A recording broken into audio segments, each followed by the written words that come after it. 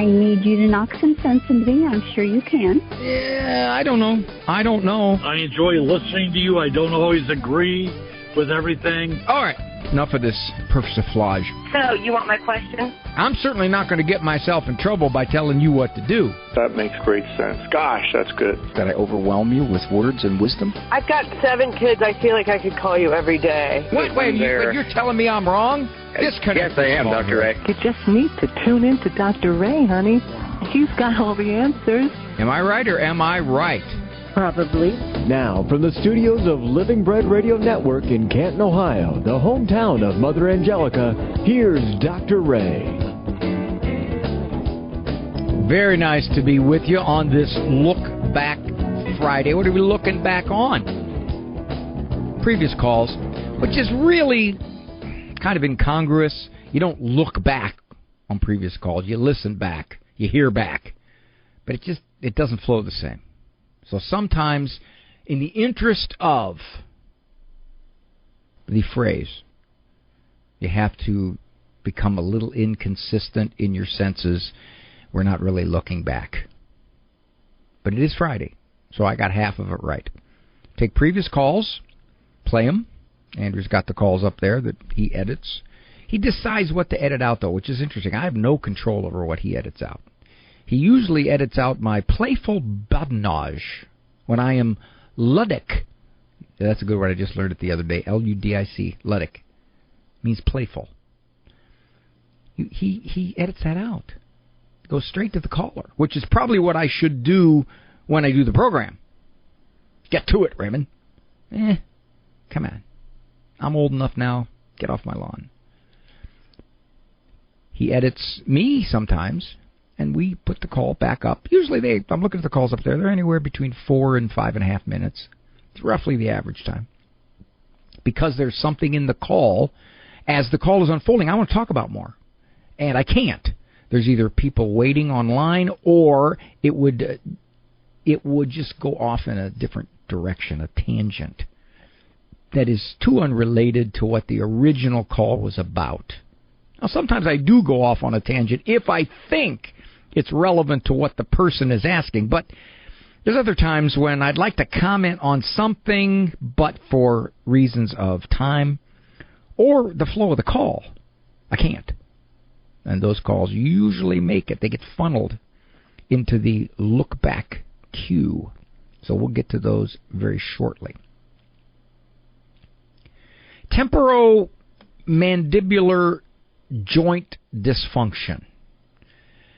Now, the temporomandibular joint is the joint that connects your jawbone to your skull. All right, you can feel it. It's up there in front of your ear.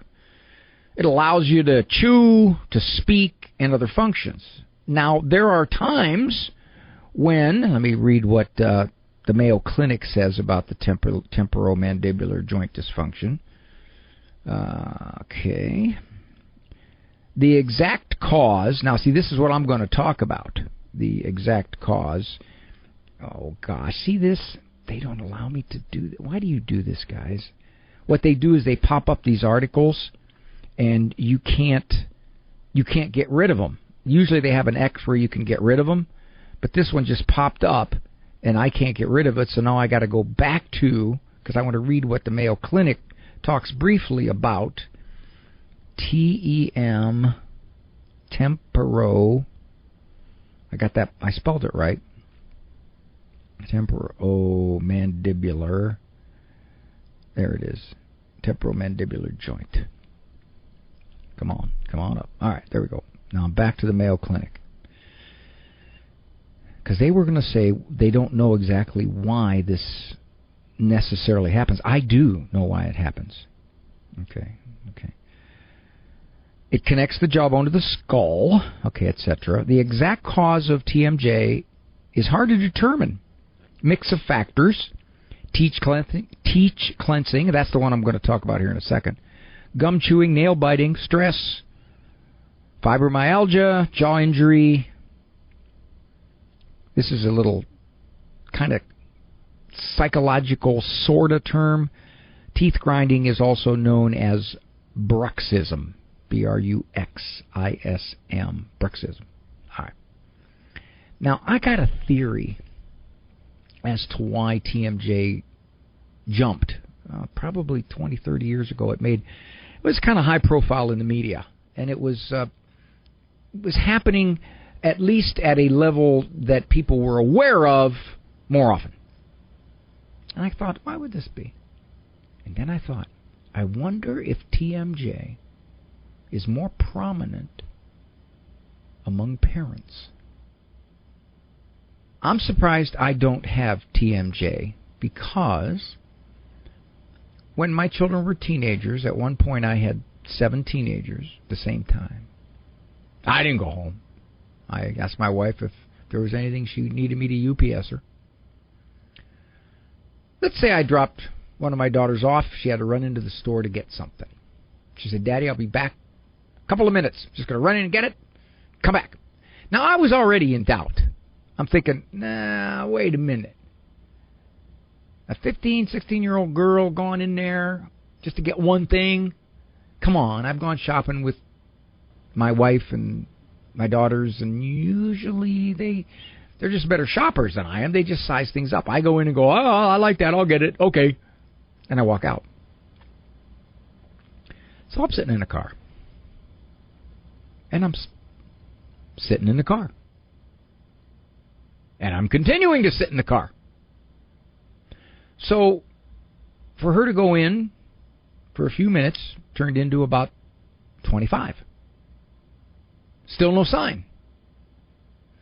Okie dokie. Yeah, I better get in there and see what's going on. Now, already my jaw is clenched. I head in the door, and I see my daughter in a checkout line. With more than one thing. Okay, she went in to get one thing. And I noticed she's got a basket around her arm with stuff in it. All kinds of stuff. Now, I can't really raise my voice. I mean, there's people there. They're all over the place. So what do? I yell through clenched teeth. Hey, what? You said 2 minutes. What the? Now, you know, when you got 10 kids, multiple teenagers, and you can't yell. You don't want to yell in public. It kind of looks pretty bad, you know. So you yell with a clenched jaw. And there it is. TMJ. When I went to my dentist and he asked me, you have TMJ? I said, not that I know of. He says, you grind your teeth? I say, periodically. He says, when? You at bedtime? No, mostly when my kids go in and they're shopping and I'm sitting in the parking lot. How is it that you grind your teeth like that? Well, I don't grind them sitting in the parking lot. I grind them when I go in the building. And if there's people around and I want to say something with force, but I can't raise my volume because it really looks jerky, it's the clenched teeth yell. What you doing in here? So, the TMJ. That's my theory. My theory on why parents have TMJ. I think it's a good theory, but the Mayo Clinic didn't even mention that. They mentioned a whole bunch of other reasons. Maybe the people who wrote their particular website article don't have children. I'm Dr. Ray. This program brought to you in part by Ave Maria, Florida, a big kind of small town where golf carts take you everywhere and there's always something fun around the corner. Discover championship golf, resort-style amenities, and a town center full of shopping and dining. With Ave Maria University and Ave Maria Catholic Church at its heart, it's a community full of connection and charm. More than 25 model homes are available for viewing. More information can be found at AveMaria.com. That's AveMaria.com. At Glass Doctor, our trained specialists are experts at fixing foggy and cracked glass, leaving any residential window looking like new without replacing the entire window. Bring back the view of any window with Glass Doctor. Visit glassdoctor.com to request a free estimate on repairing your foggy or cracked windows. Let Glass Doctor bring back your view. Call the Glass Doctor, we'll fix your paint. Oh, yeah! This is Cy Kellett. Join me for Catholic Answers Live. It's 2 hours dedicated to Catholic apologetics and evangelization. Designed for Catholics and non-Catholics alike, it's your opportunity to hear from and talk with some of the leading apologists and theologians in the church today. You've got questions? We've got Catholic Answers. Catholic Answers Live, weekdays, 6 to 8 p.m. Eastern on EWTN Radio. Colleen Kelly Mast has Mast Appeal. Do you need some tips on getting along with your family members? Are you trying to figure out the right thing to do when everyone else is going in different directions? Are you struggling with a personal problem and need help with the next step to take? Join me live each week and call in with your questions or personal problems. Listen to Mast Appeal each Saturday morning, and maybe you can prevent some problems too. Mast Appeal, Saturday mornings from 9 to 11 on this Ave Maria radio station.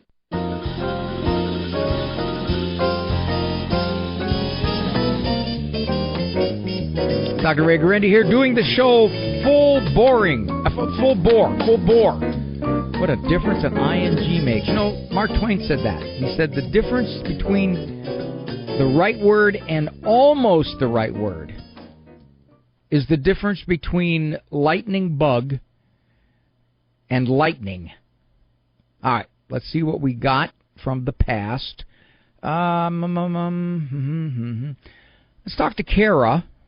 She is from Massachusetts, and she brought up an interesting connection that, you know, I hadn't thought much about. I'm not really sure. Well, I'm going to speculate that there's maybe an indirect kind of relation.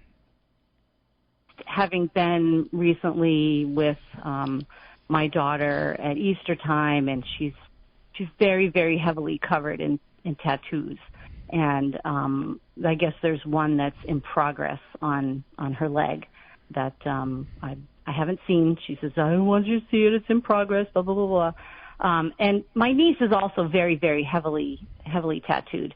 And it's almost like an obsession with them at this point. And I also was thinking about when they were teenagers, because they're about a year and a half apart. And they both kind of fed off of each other in sort of, I guess teenagers would call it like emo behavior. And they both dabbled in cutting. I don't know what my niece used. My daughter was using safety pins and scratching her stomach. And, you know, I noticed these marks on her stomach. And we had a pet rabbit at the time. And she said, no, that's not. I said, are you cutting yourself? Are you doing something? No, that's scratches from the rabbit, blah, blah, blah, blah. But it kind of got me to thinking, like, I guess I don't know why these adolescents cut, if it's something to do with, like, the pain involved in the cutting and then the mark that it leaves behind. And I'm kind of wondering if there's a connection between, like, that kids who do that and, like, growing up and being obsessed with tattooing, which is, you know, a painful experience that leaves a mark on your body. How old is your daughter now? She is 31. She'll be 32 in October. And my niece is just turned 33. So this is not a I'm 21 and I'm gone with the crowd thing. No. It is very ingrained behavior at this point. Here's where I see the connection. Tattoos are so prominent now. So absolutely everywhere, meaning not only among people everywhere, but among all over the body everywhere. Right, yeah. So to draw a connection and say, well, someone who cuts is more likely to get a tattoo. I think there's a very slight relationship, but it's not direct, and here's what I mean. 30 years ago, I was a young shrink. I was a shrinkling. I didn't see any cutting. I mean, I dealt with a lot of adolescents, and cutting was rare, very rare. Tattoos among people under 18 or 20 were also quite uncommon. The connection is social norming. Right. Yeah. As cutting became more high profile among discontented, particularly adolescent girls, and as tattoos became more the cultural thing to do, those people who were more easily influenced by social norms would be more likely to not only cut, but maybe have billboards of tattoos all over their body. Now, I know there's going to be people out there thinking, boy, that's nuts. That's nuts, Ray. That is not true. Sometimes people get tattoos because they want them. Sometimes people get tattoos simply because this is just the way they do it. I understand that. What I'm saying is... Right. I mean, or you get like one, like maybe you want one or two, but I mean... Start out with a little flower on your ankle. Sure, a little infinity sign with the love heart in it. Now it's a picture of the universe all over your back. I wish it was even that. Sometimes it's a naked woman in cowboy boots or, you know. I know. It's things that are objectionable.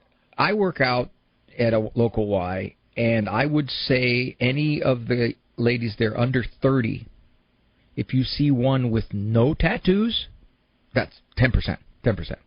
Yeah. That's first thing. So I would say, just to answer your question directly between your niece and your daughter, is that whatever there was discontent in their lives, and we're raising a lot of discontented people because the culture is just shifting them a certain way, the cutting and the tattoos are probably related in the sense that I want to make a statement.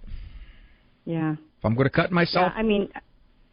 Go ahead, dear. Yeah, I was just feeling like between, there were just similarities between, the pain of the cutting and the mark it leaves behind. That's probably where I would be less likely to see a relationship. No? Okay. I'd be more likely to see a relationship in that I'm not completely content with who I am, and therefore I'm more vulnerable to what the social ideas coming at me are. Yeah, I see that with the two of them very much so. And the more I am confident in my own skin, the less I have to hurt my own skin.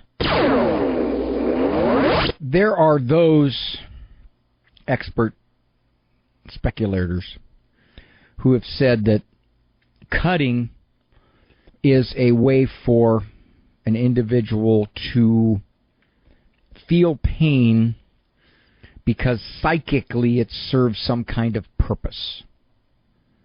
So I'm going to do this because either I deserve to feel pain or I want to feel pain because it makes me in touch with some deeper aspect of my existence. They've posited all kinds of notions that indicate the pain of cutting fulfills some kind of psychic need. I would imagine that's probably true for some percentage. But the interesting thing about that, to think about this relationship, cutting is much more prominent among adolescent and teenage girls. If cutting in and of itself fulfilled some kind of psychic need, wouldn't one expect that it would cut across the board? Sorry, bad choice of words. That just as many young males would do this? Why is it predominantly a female issue? Now, obviously, people speculate on why that is. They're more emotional and more social, and distress affects them in a certain way that males are not affected. Okay. But it's all speculation. That's all speculation. I think the explanation is that for whatever the reason, it may be that young females, are more likely to be moved by social trends I've been at this psychology business long enough to see these trends come. The tattoo trend baffles me. It truly does. It baffles me. Because if, in fact, it was an option, okay, you want to get a tattoo, that's an option. Why did it gain such prominence so fast? And not only that, but more and more on the body. I was about 6 years old, 7 years old maybe. My dad and my mom went to visit an Italian gentleman named Eli. Now, I thought Eli was an old man, but in fact, Eli was probably not much older than my father. My father at that time was 31. And I noticed on Eli's arm, because Eli had been a veteran of World War II. He was in the Navy. I noticed on his forearm was, I didn't call it a tattoo at the time, I didn't quite know what it was, but I noticed it was an anchor with, I think, some kind of animal. And I asked my dad about it later. I said, what is that? What's that on his arm? My dad said, that's a tattoo. I said, why do you do that? Well, sometimes people want a reminder of where they were, or his service in the Navy was important to him. So he wanted to have something that was just there permanently long after he was out of the Navy. But Eli was one of the very, very, very few people I saw that had a tattoo, and they were almost always veterans, and it was almost always on their forearm, which once again speaks to norming, because you could get a tattoo anywhere if you're a veteran, right? Why on the forearm? And the tattoos pretty much spoke of some kind of military service.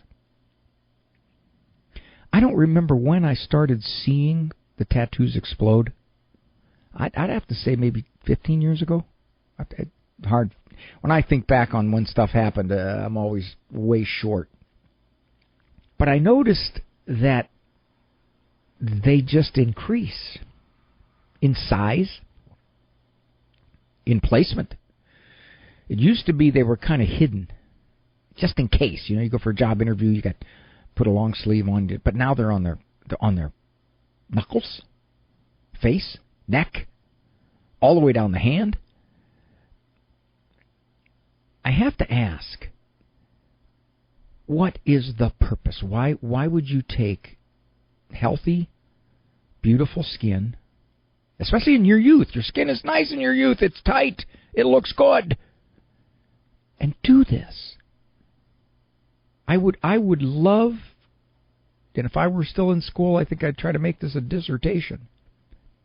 I would love to interview 500 people that are heavily tatted and find their motives, their thinking behind it, and if any of them projected into the future, as Robin Williams once said in a comedic bit, he said, that barbed wire around your bicep?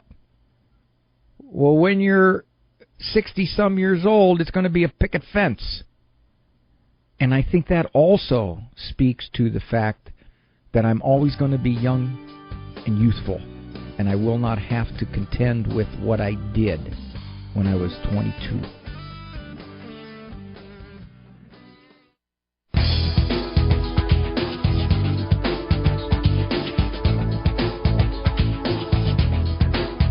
Thank you for joining me here on The Doctor Is In on this Look Back Friday. Co-production, EWTN Global Catholic Radio Network and Ave Maria Radio Communications. I want to thank my producer man and editor of all these calls, Andrew Kruchak, and his kids are growing up. Audrey, Rose, and John, they ain't little kids no more. Now let's go to a bishop. We don't get too many bishops calling this program. Bishop from Montana. Over the Easter Vigil, went through OCIA and became a Catholic. That's pretty recent. And yeah, it's pretty recent, yeah, for sure. And, when I was going through OCIA and afterwards I was riding this high, like everything was going great, and and now that everything's kind of settled down, I'm really struggling with lust again, which has always kind of been a struggle for me. And, coming into OCIA, that's something I definitely wanted to get away from, because that's just not the life I wanted to live anymore. And I just wanted to know if you had any advice on what I could do or anything, really. Well, the first thing is, I think you're misunderstanding what it meant to become Catholic. You're figuring, okay, I found this wonderful truth. There's so much appealing about it, so many chances to get help and grace. This stuff should go away from me. Leave me alone. I won't have to wrestle with it anywhere near as hard as I used to. And when you were on the emotional high, you probably felt pretty confident. Yeah, okay, that's happening just like I drew it up. Right, exactly. But then you sort of got back to who you are, who we all are, struggling with sin, and you said, oh, man, this ain't helping like I thought it would help. What is this? Maybe I'm a lost cause. Maybe being Catholic isn't even enough to straighten me out. Now, if you're thinking like that, you're going to despair, my friend. Here's a way to look at it. The lust isn't quickly going to go away, most likely. What'll be different is that you will be able to go to confession, you will feel clean, and you will continue to go to confession. You won't say to yourself, what good's it doing going to confession? I turn around and do the same thing. Well, welcome to the club, my friend. Welcome to the club.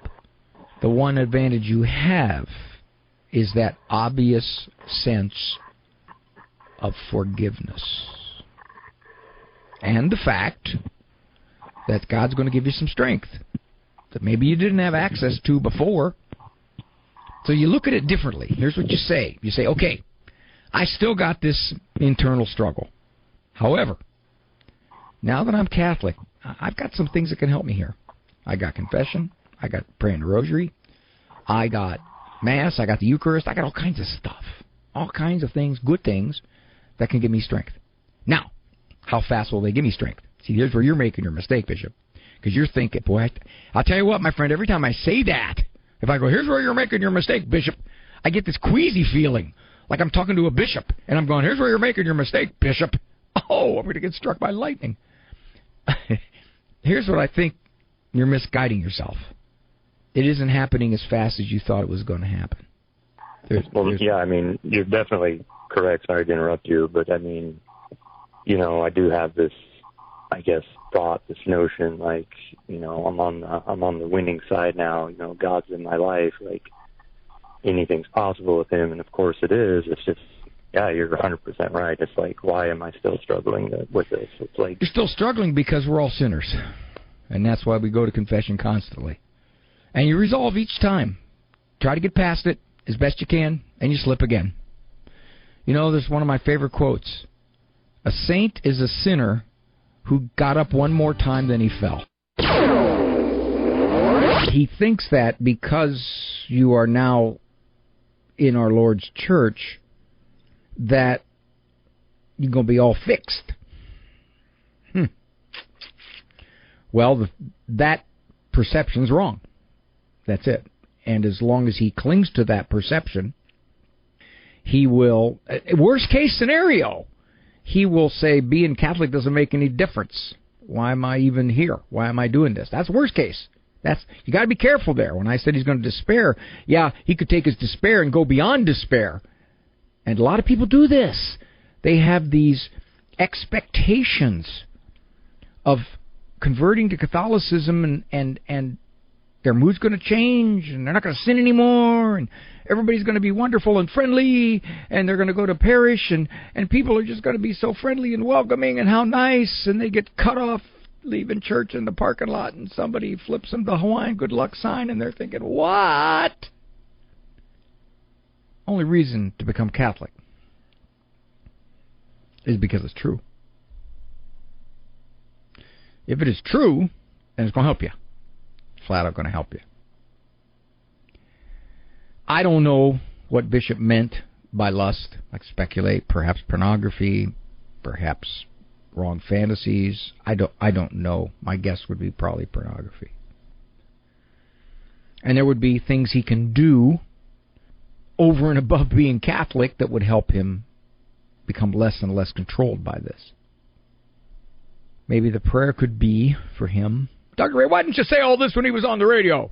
Well, because a lot of times, you can't, like I said, there's not therapy here. You can't go into every direction you could possibly go in. You can't ask all the questions you could possibly ask. You're basically just going to give a thought or two. But his prayer now could be, Dear Lord, I'm so glad to be where I am in the faith.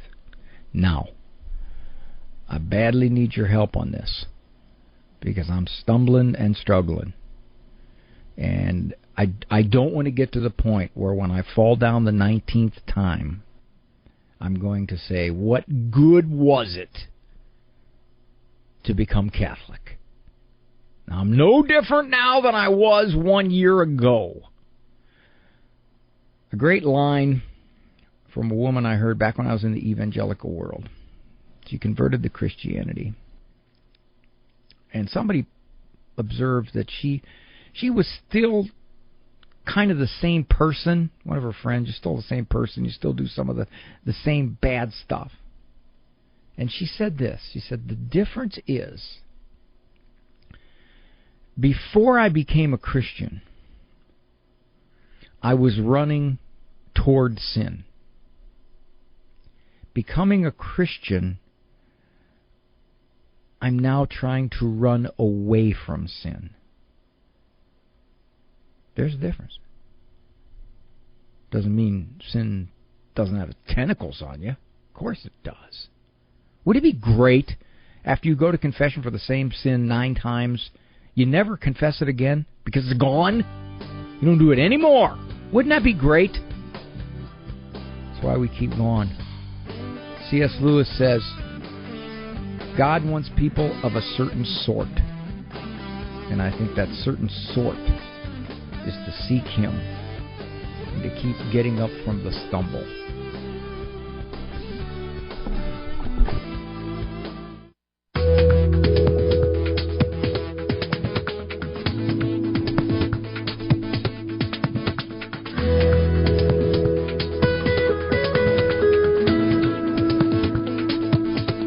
Thank you for joining me here on The Doctor Who's In.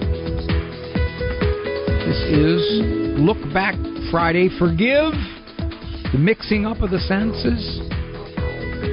Really Hear Back Friday, but Look Back just goes off the tongue so much sooner, and nobody's really questioned it. I haven't got any emails that said, Doctor, why do you say look back? You're not looking back on anything.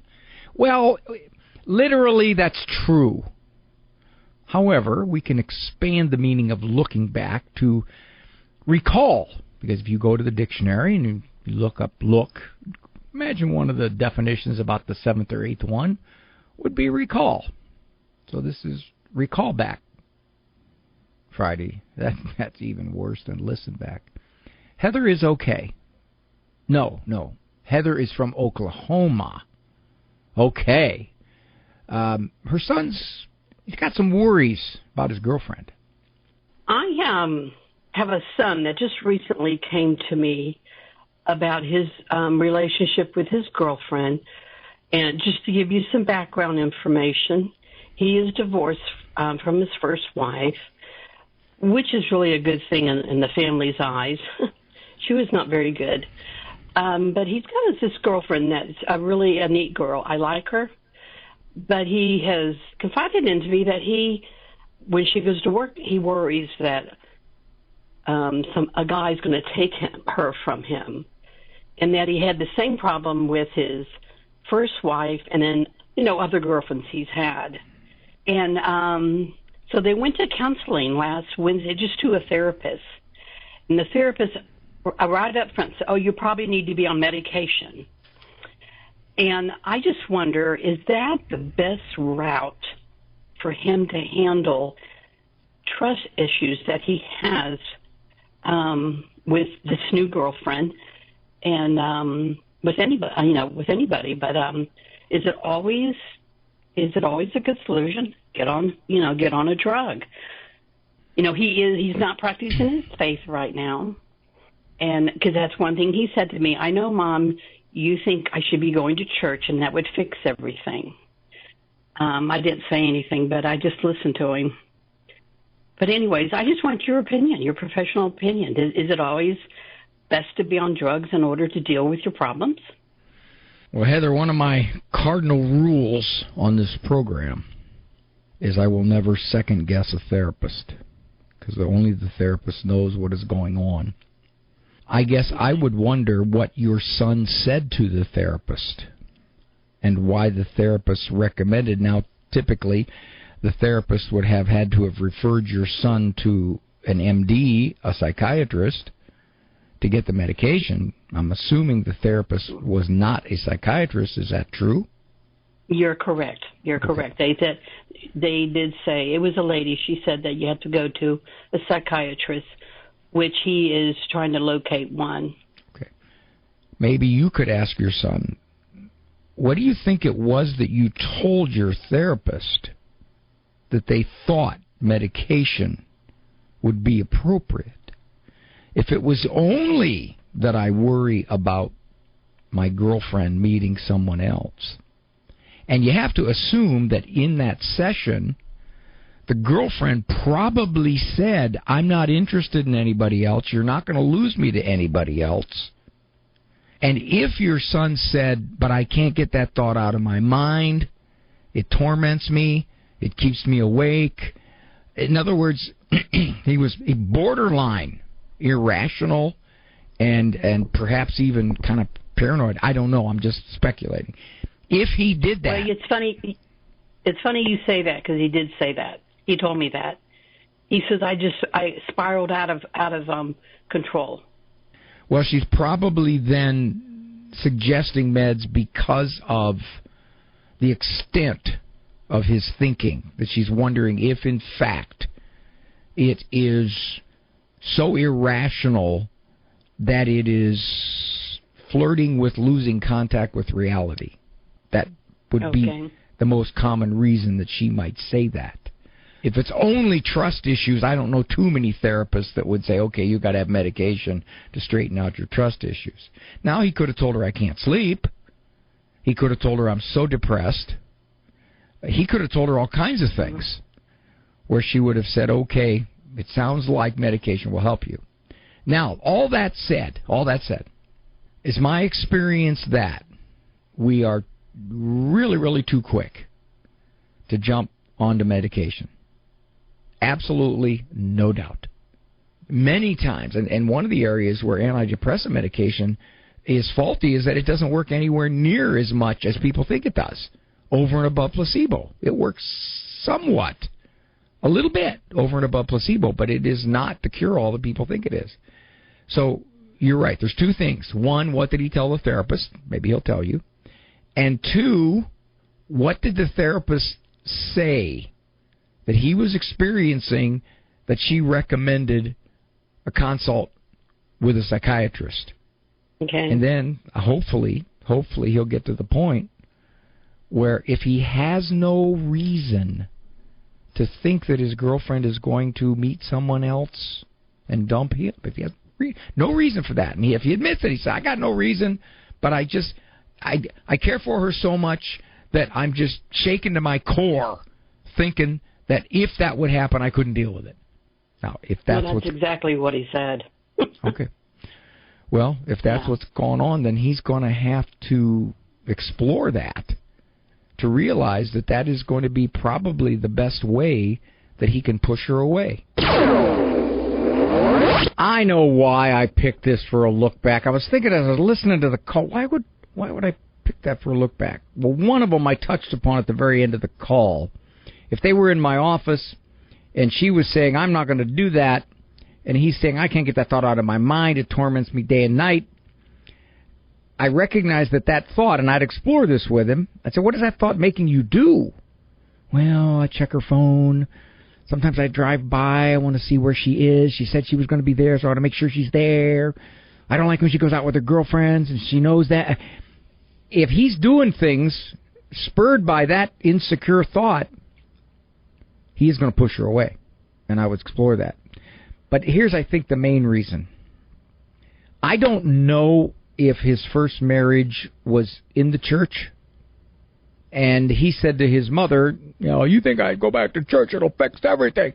So clearly, as she said early in the call, he's not into any kind of religious perspective on his marriage relationships. That's not going to happen. So I would think somebody would wonder, listening to that call, Dr. Ray, why didn't you jump in and say, well, is he still married? Where did he get married? So, in fact, he's considered married in the eyes of the church, and he's now dating a girlfriend, and not only that, but he's all shook up because he doesn't feel secure with his girlfriend's attachment to him. Why didn't you get into that? And the reason is because, one, according to Mom, this is not even remotely a skosh of his consideration in this. His view was, and listen to Mom. Did you hear Mom? She said it was a great thing that there was a divorce. So, both Mom and son were not looking at this as, oh gosh, he shouldn't be dating around, because in the eyes of the church, he's still married. One, I don't know what the circumstances were in the marriage, where, how, whatever.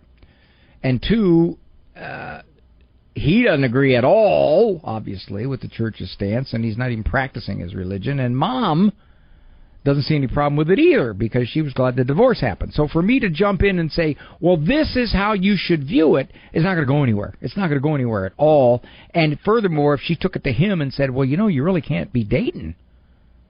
This is why this is happening. That's not going to go anywhere. So, in essence, you kind of take them where they are. I've been doing some reviewing of St. Paul's letters, and I came across something that he said. He was talking about fraternal correction of fellow Christians, and he said, if someone's not a believer, then for you to correct them, they just don't believe any of this. So, in essence, it's futile. Because to say to them, well, you should act this way morally, they'll look at you as if to say, why? Why? I'm not Catholic. I'm not Christian. I don't believe this. So remember, to attempt to guide or correct someone morally, there has to be some indication that they're still attached to that belief system. If they're not attached to it at all, and you say, well, what you're doing is wrong. Okay, objectively, you're right. But they'd look back at you and say, excuse me? I don't think so. So in this case, the presenting matter was, is he going to push his girlfriend away by his conduct? Now, you could say that indeed this is a dynamic that will make him stop dating her because she'll get tired of this. You can't cling to somebody so hard you suffocate them. Because if you do, they're going to pull away. It's going to happen. So if the concern is irrational, now if it's not irrational, that's a completely different matter. But if the concern is irrational and it's driving him that into insecurity, then it's a short step, if he hasn't already, for him to start grabbing onto her so tight and her conduct and supervising her that he pushes her away. I mean, this jealousy and insecurity at that level is a number one cause of disrupting the relationship. Number one cause. And with my clients, I oftentimes say, and this comes up frequently when someone has had an adulterous relationship and they're coming to counseling, and the offended spouse is saying, I just have to feel like I have to totally be vigilant constantly about where he is or she is and what they're doing and how they're doing it and how they're doing it. I want them to call me every 10 minutes. And I say to them, you understand that if they're determined to do this again, nothing you can do, no matter how vigilant you are, can stop it. And you will succeed in just slowing down whatever healing you'd like to happen, and furthermore, just risking the relationship from here forward. Better take a break. Do you own popular index mutual funds or ETFs? If so, you're automatically own shares of companies that conflict with your moral beliefs. Ave Maria mutual funds are managed to conform to pro-life and pro-family values. Long-term investors can invest in the no-load Ave Maria mutual funds. The experienced professional portfolio managers make decisions based on investment fundamentals and pro-life values. You can learn more about Ave Maria mutual funds today at 866-AVE-MARIA or visit AveMariaFunds.com. Food for the Journey's Sister Ann Shields. Sometimes people will say to me, I try to follow God, but it's just too hard, or it's just too much, or I don't hear Him, or I don't know Him. And I always ask the question, how much time do you spend with Him? How much time do you give God? Even if you start out giving God 15 minutes a day, first thing in the morning if you can, but 15 minutes a day, read His Word, read the scripture readings for the Mass that day. But read His Word and ask God to speak to your heart. He's going to draw you to Himself. No wonder we're so harried and so distressed in so many ways. And I know there are external things, but when we trust the Lord, when we know we're not alone with our difficulties, we find a peace. Even in the middle of the storm, we can find a peace because God will share His own life with us.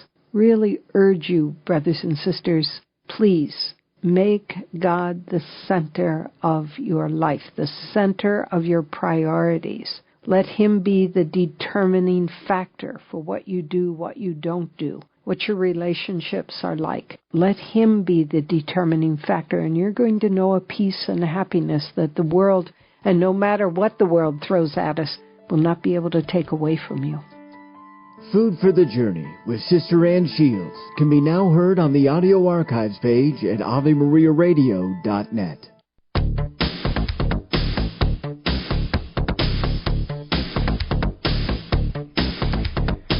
No time. The words, was it the Guess Who? No time left for you. Tom Price, if he's listening, he'll know whether it was the Guess Who or the Who. I don't remember. And Andrew doesn't have time to look it up. No time for any more look-back calls. C.S. Lewis said this. It makes me nervous. The more up-to-date a book is, the sooner it will be dated.